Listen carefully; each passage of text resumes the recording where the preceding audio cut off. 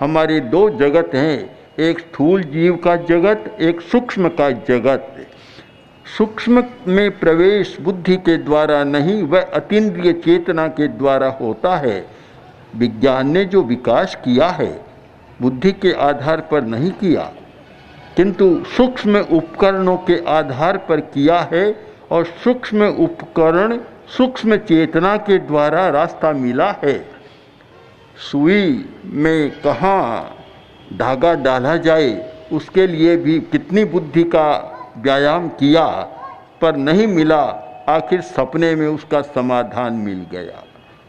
Einstein से जब पूछा गया कि ये सापेक्षवाद का सिद्धांत आपको कैसे मिला, तो उन्होंने कहा मुझे पता नहीं, इट हैपन, एक अवतरण होता है, घटित हो गया।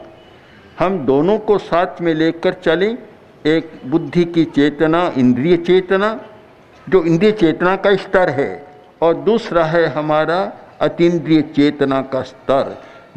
जो सूक्ष्म जगत से संपर्क है वह हमारी इंद्रिय चेतना का नहीं है, उसके साथ संपर्क हमारी अतीन्द्रिय चेतना का है। मूल्यों में कमी क्यों आई? इसीलिए कि बौद्धिक आदमी जब भाव तंत्र को साथ लेकर नहीं चलता, उस ओर ध्यान नहीं देता, तो बुद्धि के द्वारा बहुत विकृति भी पैदा होती है। गलत तर्क, गलत चिंतन और गलत धारणाएं भी बनती है, और गलत निर्णय भी बनता है। हमारे जीवन का मूल संचालक भाव है, जिसे आज मनोविज्ञान की भाषा में नकारात्मक भाव और सकारात्मक भाव।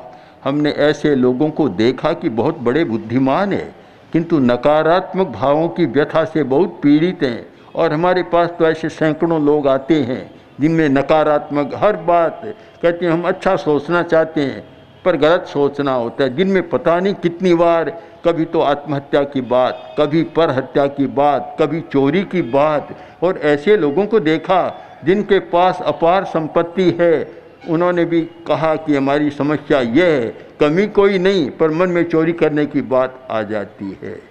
ऐसी स्त्रियों को भी देखा कि जिनके पास बहुत है, किंतु आदत ऐसी है कि पास में कोई बैठी है तो उसका पर्स भी चुरा लेगी, कोई कमी नहीं है। ये सब बुद्धि का काम अलग होता है, तर्क का काम अलग है। ये है हमारा सारा व्यवहार का नियामक तत्व।